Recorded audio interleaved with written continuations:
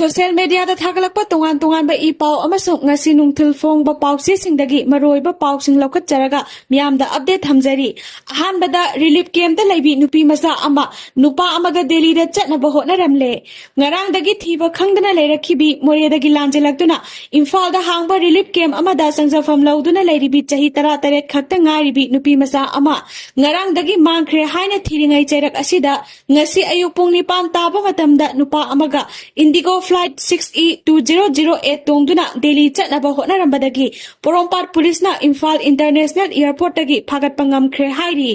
Police na phagatkhra nupa adu Palel Mayai lekaidagi Yenkhom Gyandas manga chahi kulhumdoi sure hairi Honorable MLA Hyanglam AC Yumnam Radesham Amadi Honorable MLA Mayang Imphal AC Kongkham Robindro Ikai Khumnaraba MLA Anina Laphupa Tera Ningol Khong Amadi Hyang Khong gi location da leiriba Litan thong asibu semjinbada mateng pangbirakpagidamak lamdam asigi praja singna hainingai leitena thagatpa phongdorakli drugs ka konana mioi ama phare lupa lising maudraga marirom oigadaba brown sugar soap case nipanda haptuna puramba mioi ama police na phagatpa ngamle hairi ngarang nungthil pung mari makhairom taba matamda Imphal dagi Guwahati tamna lakpa passenger puba bus registration number MN01BA 0222 check tawbagi thabak chathabada brown sugar puramba thengnarakhibani hairi drugs ka konana faraba mioi adu Thawbal district ki manungchanba yaripok phogdel dagi singamayum Sheikh Akram chahi kunganipa apokpa Maulana Ahmed Kawi hairi police na mahaki mathakta FIR ama register tawkhre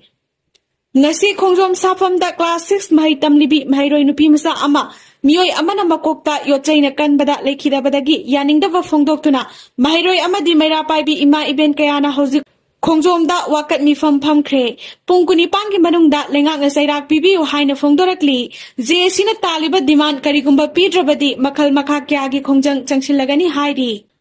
kumarjit Laishram police na loukhatkhre naha oribi nupi singbu aran balambi kaya da sizinabagi thabak tawramba amadi masak naiba singda nupi kaya sinarambagi damakta aina thingkraba koirengna lusingba UNLF ki kangbuna hawkhiba me 15 panda Khubomda nomaina kaptuna warakraba tagyal khongbal maning laikai kumarjit Laishram sahi 30 thoi apokpa sarat ngasi pasoi police ki kangbugi team amana mahakpu loukhatkhre loinana FIR amasu register tawkhre hairi mahak hayeng mari leinaba court puthoklaba yari Leimakhongdagi sentharakpa kanto saval faroga khulak amasung labuk tagadaba laukhong ingorok lampak nakanda senba turelda kuki singna thadarakpa oigani chingnaba thau mayam ama sentharakle mamangdasu yamna haitharakpadagi leibaki wathok oikhrabani kuki singi plan asi lau uba yadanaba tawrakpa mali haina khunjasingna phongdorakli ngasi nungthil phongba paukse kangleipaki mairadagi laukhatlaga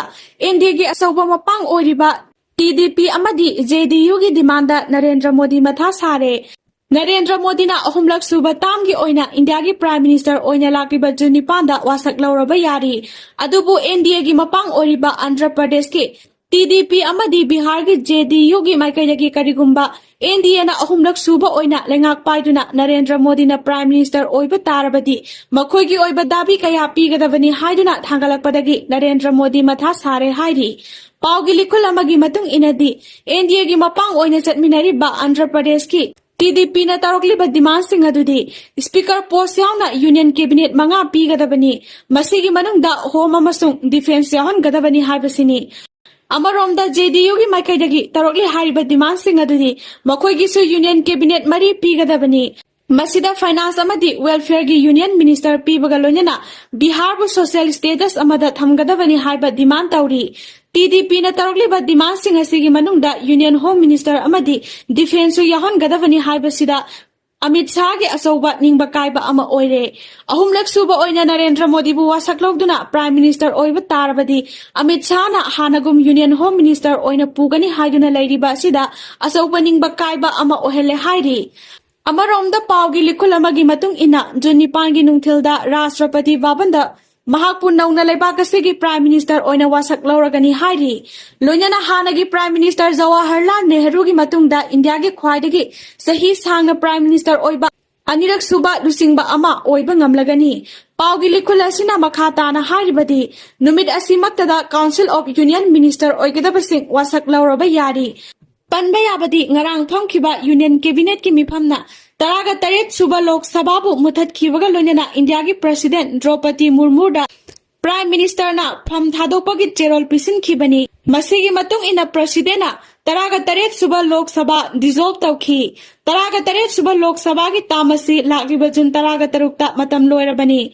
Ngarang Narendra Modi ki official residence ta pangthokhiba mifam amana Narendra Modi bu amuka hana India gi lusingba oina khankibani.